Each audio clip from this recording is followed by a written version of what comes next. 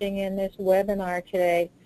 We know that there's bad weather in the good part of the country. We know that the flu is taking over many areas of the country, and so welcome to GoToWebinar, web events made easy. Challenge that many of the parts of the country are facing. So thanks for finding time. We have a couple of ATD staff who are on this call today.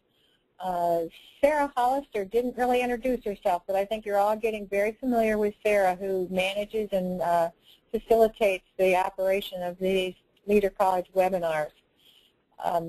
Rachel Singer hopes to be able to stop in a few minutes, and then I too will be on this call with you today. The agenda is very straightforward. We are going to take only a few minutes at the front end to do some Achieving the Dream business. We want to do our normal shout out to leader colleges who are leading by example.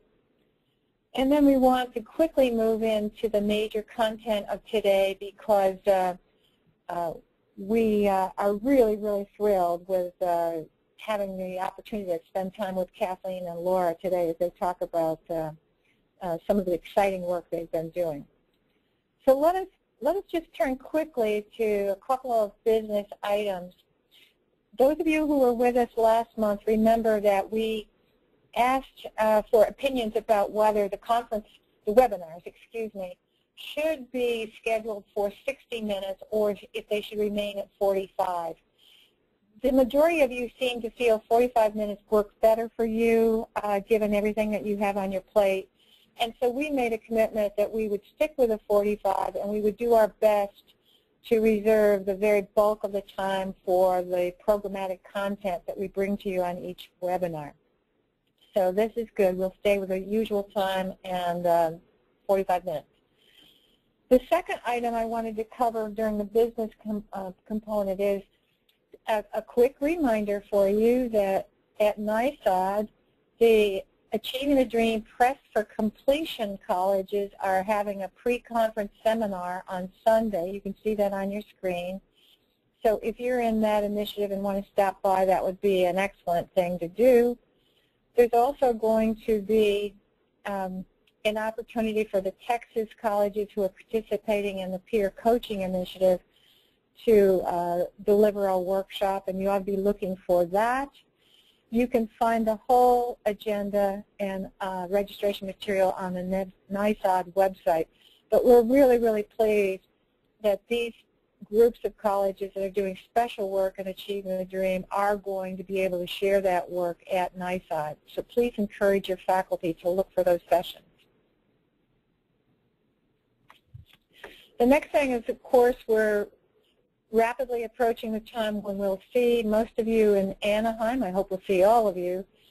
The registration does close this Tuesday. If for some reason folks from your institution are not registered by close of business Tuesday, they can still come to DREAM and do on-site registration. So there's no problem getting in, but there will be an increase in the price of registration. So we strongly encourage you to go online and get the registration accomplished by Tuesday and save yourself some resources. If you should have any problem with the hotel rooms, I will tell you that there's approximately 1,400 people registered already as of today, and the hotel is filling up. So if you have any problem, please get a hold of Kennard Shirley on our team, and he will help you out.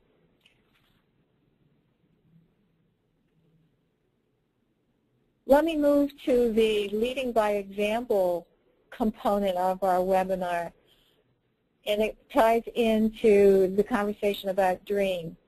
Most of you are aware that we have a series of concurrent workshops each year at DREAM where the Achieving the Dream colleges are presenting on the challenges and the successes that they've had with their work.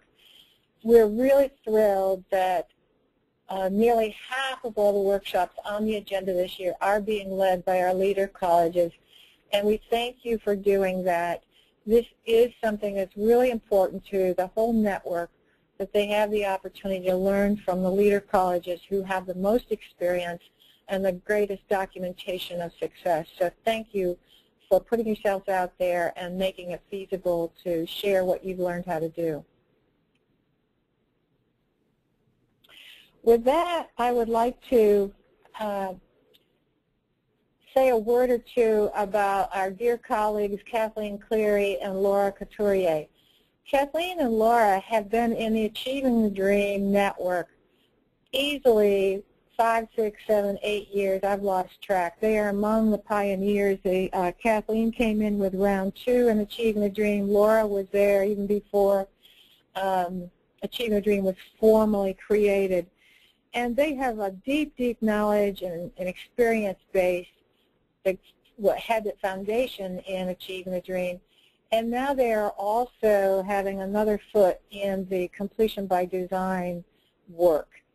So we asked them to come today and talk to us about the findings that are included in the report that was sent to you ahead of time, Cornerstones of Completion.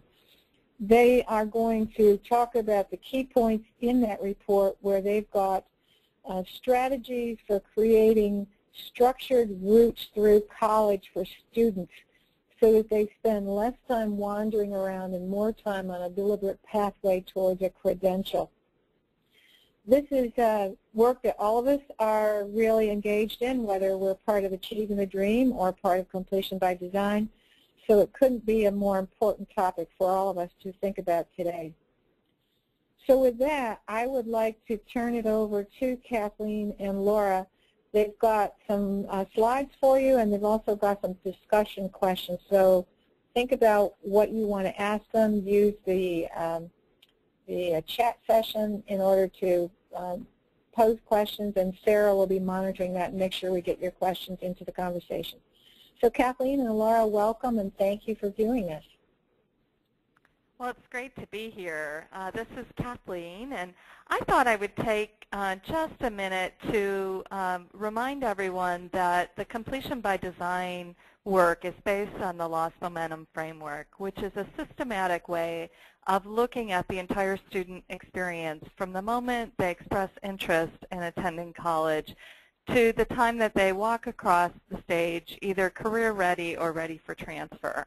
So there's a big focus on system, especially around data, on engagement, and with leadership focused on completion, which of course is a core principle for Achieving the Dream as well. So in Ohio, we were very much influenced by the research coming out of the Community College Research Center and designed our systems with the end in mind. And looking, is the student looking more toward career, or are they looking more toward transfer? And of course, there's a lot of students who are looking at both. So we looked at, what are the employers wanting our graduates to be able to know and be able to do. So we're looking at career readiness. And then we were aiming to get our students ready for transfer with a minimal loss of credits. So in Ohio, we have a transfer program, but we have a number of students who will transfer, and then their credits don't actually count toward graduation. So we started there and then worked backwards. What's the pathway that they need in order to get there? And then how do we get them off to a good start at the college to be ready for the rigor that will be coming? And then how do we develop an on-ramp into the college experience? So again, I mentioned earlier we had a big focus on engagement. We talked to about 5,000 students, faculty, and staff in Ohio and worked with some of our policy partners. And then after looking at our quantitative data, our student success data, and in talking to all of those students, faculty, and staff, we emerged with 4 strategic priorities for Ohio. First was accelerating students through developmental education and entering programs of study more quickly, and that was a really key data point. Then having a clear pathway either toward transfer or career. So we wanted to take the guesswork out of the student experience. And so we limited the choices that students are making and trying to take advantage of some of the brain research that's been done in the last couple of years, that if you give students more than a handful of choices, they're going to get overwhelmed. So we've focused heavily on default courses. And then integrating student support, so trying to bring advising, tutoring, all of those important key student services to where the students needed them. And then finally, a big focus in Ohio is on institutional and state policy. So we have been working with our policy lead, the Ohio Association of Community Colleges, to look at some state policy work, but then each of our institutions is going to undergo a thorough institutional policy review to look at all of the policies and practices we have and whether or not they impede completion or do they help support completion. So I know I went through that pretty quickly, but we wanted to take a minute for you to look over these 4 priorities and then ask you to do a poll about which of these policies would have the greatest impact at your institution, do you think? So with the next slide, you'll get the opportunity to weigh in on this. Great, so you should see this is Sarah. You should see the poll up on your screen. So if you could go ahead and select the strategies that you feel would have the most impact at your college. I have about 44% of you that have voted, so quick, the polls are closing. Almost there. Just to check to make sure that you guys are all still there. Okay, we have about 70%. It's going to take another few seconds.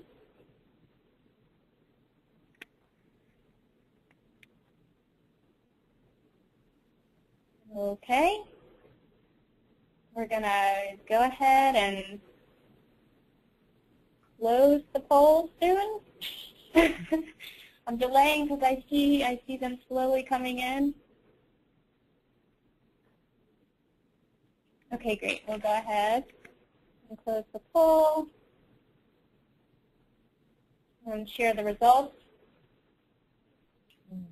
Great. This is really interesting because in Ohio, and I think this is true throughout the other completion by design states with North Carolina and Florida, DevEd always comes up. It's the first thing students experience, and depending on the college, it could be anywhere, from 50 to 90% of the students are testing into DevEd, and we know the national research is questioning some of our placement strategies. So that was really key for Ohio too. But in Ohio, it's actually the second one, the clear pathway toward transfer and career, that is emerging as both one of the most challenging aspects, but what we think will have the greatest impact for us. And then integrating student support would be, looking at things like mandatory orientation and advising, and then the state policy and institutional policy piece. So that's really interesting.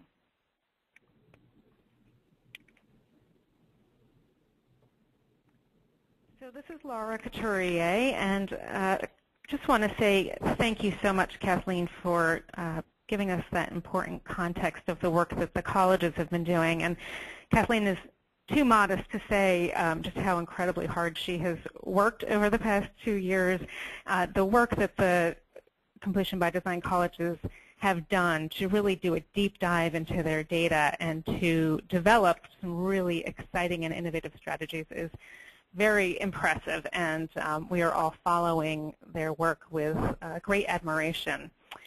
So I'd like to start by taking a quick step back and talk about what the role of state policy is in completion by design before I start talking about what some of the actual policies are that we're looking at. I work for an organization called Jobs for the Future, and we serve as the National Assistance Team Partner for State Policy.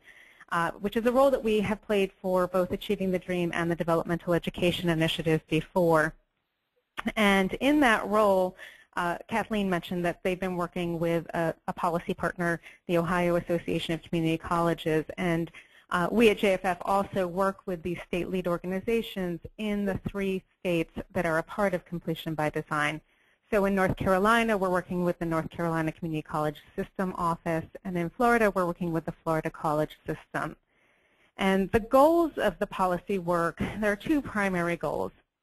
The first is to be supporting the colleges as they are trying to test out new innovations. And so a big piece of the policy work is to look at existing state policies and see where they're creating barriers to the types of innovations that the colleges want to pursue, and also perhaps if new policies might help to facilitate the work that the colleges want to do.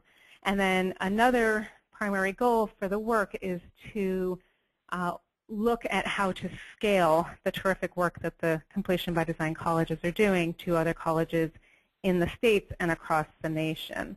And so in that role, we have worked closely with each of the state lead organizations on developing a series of policy priorities. And so the state lead organizations have followed closely the work of their colleges and have developed priorities around how to support that work. And we have helped those state lead organizations to develop those priorities and to plan out how they would implement those policies.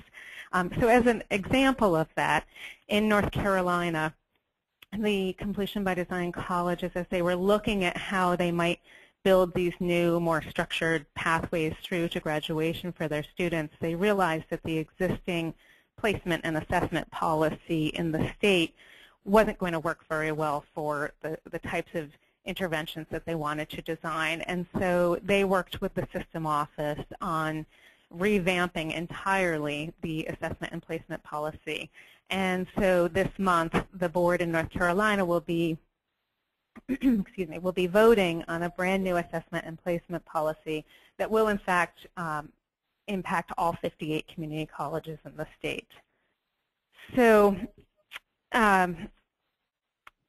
I'd like to, in addition to that work with the state lead organization, so one of the things that we at Jobs for the Future have done is follow closely the strategies that the Completion by Design colleges were announcing, and to look across all of the strategies in all of the states to think about how can other states start to put in place policies that could serve, in essence, as building blocks for their colleges to start implementing the kinds of reform models that we're seeing stemming from Completion by Design. And so this Cornerstones of Completion report is a product of that work. It's a first step in what we assume will be a very long path of taking a look at the college's strategies and thinking through where can policy best support that work across different states. And so I just want to say quickly that none of these policy recommendations necessarily fit the context of every state. Some will make much more sense in some states than others. And we would never suggest that this is an exhaustive list of policies. There are hundreds from which one could choose, but we just wanted at this moment to assert what we think might be some best bets for states that are interested in these structured pathways models. And so, again, we worked very hard to align these policy recommendations with the work of the colleges, and it's also based in the latest research. And so Kathleen had mentioned, for example, that the Community College Research Center research on the impact of too much choice and too little structure, for example. And so Cornerstones works very hard to reference that research and to base all of the recommendations in that research. Another thing about the policy recommendations that I'd like to say is that we at JFF have a very broad definition of policy. Some people think of policy as very much legislative agendas. We take a broader view of it in that we see policy as the types of investments that a system can make, the ways that they're using their convening power to bring people to the table for cross-state conversations, their capacity to analyze and use data, the ways that they're investing in professional development. So I think you will see the flavor of that in the recommendations that are listed in Cornerstones of Completion.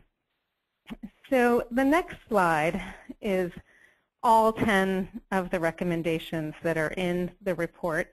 And I will not go through all of them out of respect for your interest and sanity. But they're all in the report, and I would be very happy offline to have follow-up conversations if anybody's interested in delving deeply into some of these. And we also have, of course, time built in for Q&A. So there would be an opportunity to talk about all 10 of them. But instead of going through all 10 right now, what I'd like to do is talk to you about, Kathleen was kind enough to highlight the 3 that she thinks really can best support the good work of the Ohio cadre. And so I thought that that would be a good launching point to use the context of the work that Ohio is going through to discuss certain policy recommendations in the report. So the first one that Kathleen highlighted was the role of the state in supporting strong college advising. And so this advising has really risen up as an interesting area of conversation in completion by design as the colleges are looking at how to streamline the pathways for students to get them into programs earlier and to keep them on a pathway to completion. The need for more frequent and improved advising has come up a lot. But it's a very interesting conversation from a policy perspective because historically advising has really been the domain of the colleges. And so what we have been trying to think through is how can states best support the colleges as they're trying to have these really difficult conversations about improving and increasing advising capacity in an era of very constrained resources. And so the conversation has really been around what types of investments can states make in increasing advising capacity, in providing professional development for advisors and faculty around how to counsel students on program choices and career interests. And also a strong component of this conversation has been around technology and how can we extend our advising capacity by using some of the really terrific technological advances happening right now, one of which comes out of Sinclair, the MAP tool, which I'm sure some of you have heard of, that the North Carolina cadre of colleges is also trying to now adopt from Sinclair. So another area of policy that Kathleen highlighted was the one that you all really highlighted as where you think we should be heading, which is reducing and accelerating students' progress through developmental education. And so the states have really been very active in developmental education. The Developmental Education Initiative had 6 states, for example, that really jumped into trying to support their colleges in developmental education redesigns. And so we're seeing everything from, in highly centralized states where the states are directing how that work might look to more decentralized states where the states are working through spreading innovations and doing research on the impact of reforms and getting that research out to colleges and bringing in experts from some of the leading reform models to help their faculty and staff understand what these changes look like and how they might implement them locally. And so finally, I'll also talk about transfer. Transfer is an interesting policy conversation in the context of structured pathways for several reasons. One is just that improved transfer is an important component of the student outcomes of students that we're trying to move through pathways, and if they're interested in transfer, get them into four-year institutions. And so there's a piece of this conversation that's really about how to just improve transfer so that our students can do educational planning, set their goals, and have confidence that they're going to be able to transfer in a timely fashion and take their credits with them and enter with junior status at a four-year institution. But another piece of this conversation is how to leverage gen ed cores as a means of helping students have more guidance on what courses they should be taking early in their academic career, so that we can be confident that they are choosing courses that are going to count toward a degree and are going to transfer if they're interested in transfer. And so there are many different types of conversations going on around transfer, but it is one of the levers that states feel they kind of have in their toolbox, if you will, to try to help students move through these structured pathways to completion. So I'll just highlight one other quick example of one of the policies we talk about in there. You all are Achieving the Dream Leader Colleges, so I can say with confidence that you are steeped in data and you are excellent and effective users of data.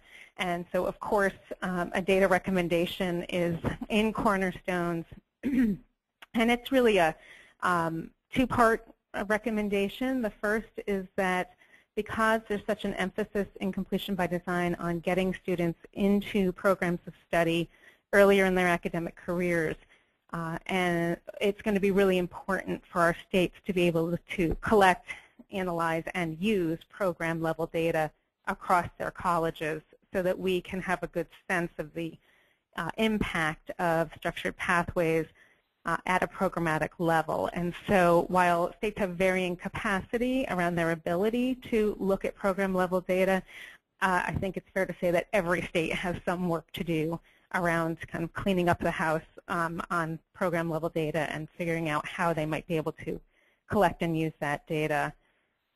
And another piece of the data recommendation is around labor market information. Many of the completion by design colleges are focused on improving the career advising for students to ensure that students have a good understanding of the outcomes of the programs that they're entering and their potential for labor market demand and family-sustaining wages. And so there's a lot of work to do around improving the quality of labor market information that states have access to and the use of it at the college level for designing programs and advising students. So I will stop there. We have another poll that lists, we had to cut, there are 10 recommendations in Cornerstones, and we cut them in half, so 5 and 5, and we'd love you all to just quickly weigh in on which of the policies you think would have the most impact in your state. We have worked very hard at Jobs for the Future to continuously solicit impact. We see Cornerstones very much as a living document. We fully intend to be updating it as this work progresses, and we would be very excited to get your feedback at this point about which policies you would really like to see more states pursuing. So Sarah, I'll turn it over to you for the actual poll. Sure. So I've launched the first poll, and as Laura mentioned, we are helped by technology, but at times we are a little bit limited by technology. So we can only list 5 choices at a time, so we'll be doing the poll in 2 sections. So I launched the poll here. You should be able to see it on your screen. And I see about a third of you have voted. So I encourage others to turn in their votes on these first 5 recommendations. A few more seconds. It seems about 70% have voted.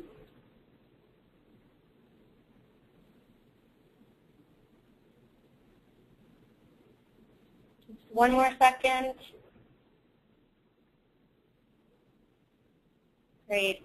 Okay, we'll go ahead and close this one and share the results with you. Laura? Wow, this is really fascinating. I love getting this. In fact, Sarah, will I be able to get this data from you when this is over? Yes, yes, Excellent. definitely. Thank you. So there are a few hundred things racing through my brain right now, but I'm really intrigued to see that assessment and placement policy is the highest impact in your opinions. This, of course, has been an incredibly active area of both institutional and state policy work in the past year. There's been such an intriguing body of research that has come out in the past 2 years or so about the high-stakes nature of placement testing and about questions about the effectiveness of assessment. And so we have seen an enormous amount of work going on, a lot of excitement and energy around improving assessment and placement. It is definitely an area of work that we at Jobs for the Future intend to continue to work on. And actually there was a Leader College webinar a few months ago about a report that Pamela Birdman did for us that I would highly recommend. She is an excellent writer. It's called Where to Begin, and she did a beautiful job on it. So thank you for that. This is really interesting data. Great, so I'll go ahead and launch the next poll.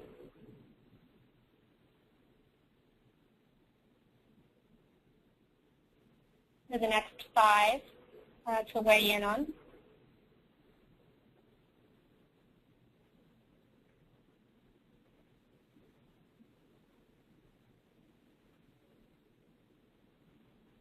A few seconds to digest and read them.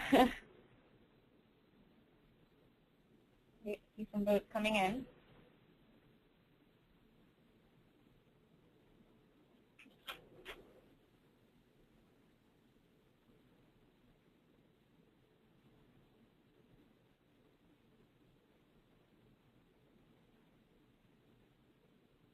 We're waiting for about 40% people to vote.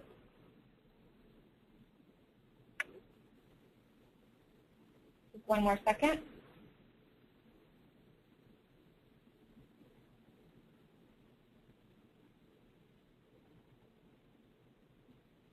Great, I'm going to go ahead and share the results here.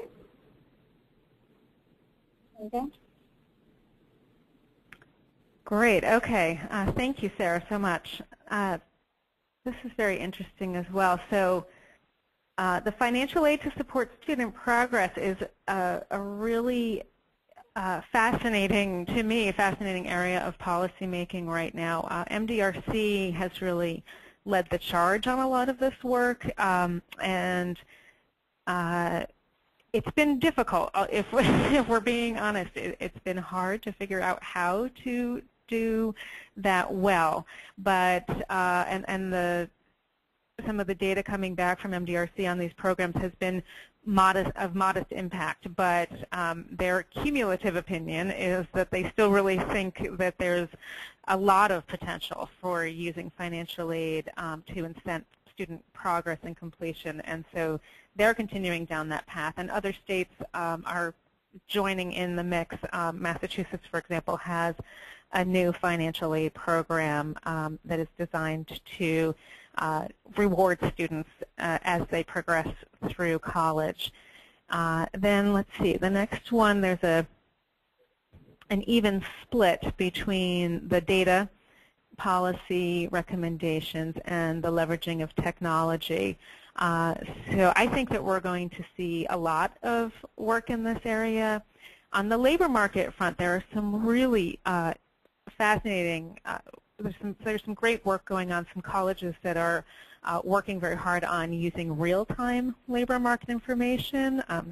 There's some great new resources for culling data off of websites like monster.com to improve on the UI data. So I think that we'll continue to see a lot of work in that area. And then I definitely recommend continuing to watch the progress of Sinclair's map tool. They are going open source, which is very exciting, and it's a really really neat platform, and I think we'll see lots more interest in adopting it once they're open source and out there. So thank you for this data. This is really great. Great. Thanks so much, Laura. We're going to move on to and open it up to questions. So just to remind everyone, there are two ways that you can ask questions. You can type them in the question pane, or you can go ahead and raise your hand. There are a few questions already in the queue, so I'm going to start with the first one and go through. This is a question from one of our coaches, so Carol, you might want to weigh in as well on this. So the question is, should colleges that are in their first year, so their planning year in Achieving the Dream, be thinking of their recommendations in this report as they are selected and plan their interventions? Well, this is Carol. Certainly I think you should, but I'd like to get Kathleen's reaction to that because she's been through Achieving the Dream and now Completion by Design. And Kathleen, would you like to give your take on that question? Sure, I would be happy to. You know, absolutely, I think the recommendations in this report have a lot of research behind them, and I would encourage anyone in the first year, there's so many possible ways to select your interventions that the more you can find evidence-based strategies, policies, practices, you know, the more likely you're going to be to succeed. Great, thanks so much for that feedback. We have a question here about is there a reason that contextualizing developmental ed was not mentioned in the policy recommendations? Either one of you like to yeah, I can hop in on that one. Laura, this is Kathleen, and then Laura, if you want to talk, you can Sure. as well.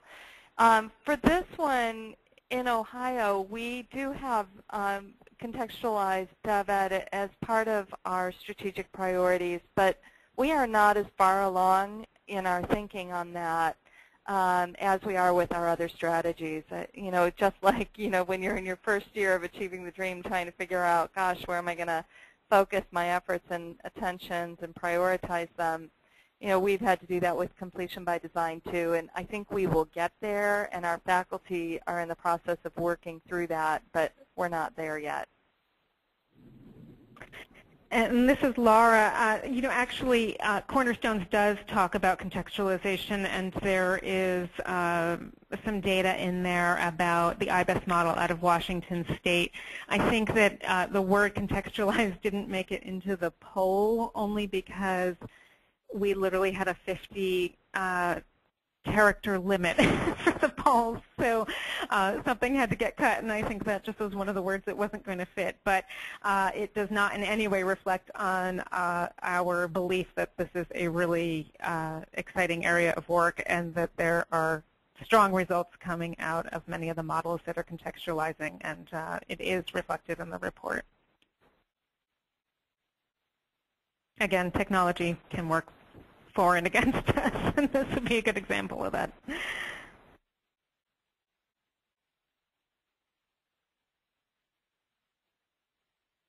Sarah, you still there?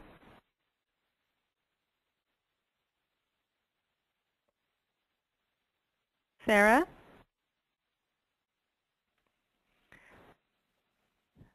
Any chance Sarah has your mute button on? Yeah, Sarah, I think you might have your mute button on.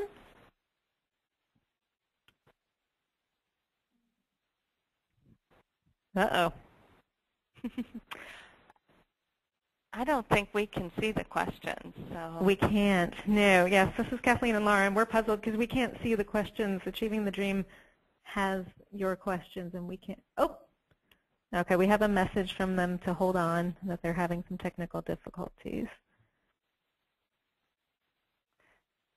One thing I could, since developmental education was such a big interest area for the states, I can talk while those technical difficulties are being resolved about the different ways Ohio is approaching accelerating DevEd and how the state policy is going to hopefully help us with this work. One of the ways we're doing it is by reducing the number of classes in the sequence a student needs to take. And this was based on some of the Community College Research Center reports that have come out, kind of death by sequencing, that so many of our students, even if they're being successful in the individual class, are dropping out before the next class, so they don't complete their sequence. And nationally, you know, about anywhere from 3 to 10% of students who test into 3 levels or lower are not making it through college level math.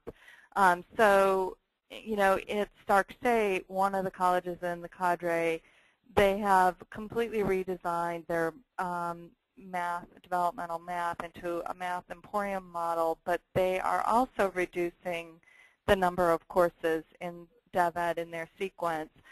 Sinclair also has a math emporium, but we are working on boot camps, so 1-week refreshers, and we're finding those are enormously successful. Students are completing the course and taking the same final exam that other students are taking an entire term for, and are passing at significantly higher rates. So that's one strategy I would share. And then we are also using the model from the Community College of Baltimore County, the Accelerated Learning Program, for our English course for students who test just below college level English. We are putting them, mainstreaming them in college level English, and then giving them a support developmental English course as a co-requisite, and we're having great success with that as well. So those are just 3 ideas, as well as the QuantWay work out of Carnegie, but that work is really geared toward liberal arts students rather than STEM or help students and others. So there's lots of great models out there to accelerate and reduce the need for developmental ed. Thank you, Kathleen. This is Sarah Hollister and the ATD staff back on board again. Sorry about that technological difficulty there. So I just have one more question that I think is a really great question that I'd love to get your input on. And the question is, can you name a college that is doing a remarkable job using real-time job market data? This is Laura, and you know what I would recommend is taking a peek at a project called Credentials That Work. Credentials That Work is an initiative, a grant-funded initiative that's working across, I think, 11 colleges right now to do a better job of collecting, analyzing, and using the real-time labor market information. And I'll repeat what I said earlier. I think a lot of this work is going on 2 levels. One is to use the data to improve the design of programs and to make sure that programs are responsive to local needs, but also then to design a curriculum around how to help counselors use this data in advising students on program choice. And so I would highly recommend just Googling Credentials That Work, and you'll find a group of colleges that are really progressing down this path. I would also like to share an article that the Aspen Institute just came out with. I actually looked at it this morning. So you could go to www.aspeninstitute.org, and you could look for their article called The Aspen Guide for Using Labor Market Data. And they do specifically reference colleges that are using labor market data and all the different sources where you can find that data. I found it an extremely helpful article. It's about 8 pages of content. It's 24 total, but don't let that scare you. It's really about 8 pages of content. I mean, I look at something, if it's too long, I go, yeah, well, I'll read it like next week and then never get to it. But this one was only 8 pages of content, but had lots of appendices you can look at if you want to dig deeper. But great article. Thanks for that that resource, and we'll go ahead and send that. We'll find that and send it along with the follow-up email that will go out after this webinar, along with this PowerPoint. We're close to our time, so we're gonna move ahead. I'm just going to highlight some of the slides that are available. We had prepared some discussion questions, they're there as a source, as well as a few other resource slides at the end of this presentation, and that will all be sent out with the follow-up email after this webinar. So I'll turn it over to Carol to conclude. Thank you, Sarah, and thank you so much, Kathleen and Laura. We really appreciate you being with us today. I might mention that Aspen report that you noted, Kathleen, will be on a flash drive that is being handed out to all DREAM participants in Anaheim next month. We've got a number of new reports loaded up on thumb drives for people to take home, so that's one that will be there. We are going to not hold a webinar in February because all of you will be at DREAM and you'll be very, very busy that month. So our next session is scheduled for March 7th, and the topic is going to be college-to-college peer coaching. There are 7 leader colleges in Texas who have been participating in a peer coaching initiative in their state this year. They're going to have some folks on board from San Jacinto and our good colleague Martha Ellis from the University of Texas at Austin, presenting and sharing with us what they're finding to be effective ways of peer coaching and learning from other colleges on a one-on-one relationship. So please tune in for that. Don't forget to register and come to DREAM. Keep yourself safe and healthy, and we'll see you soon and talk to you again by webinar on March 7th. Thank you so much. Thank you. Bye-bye. Bye. Bye, everyone. Thank you.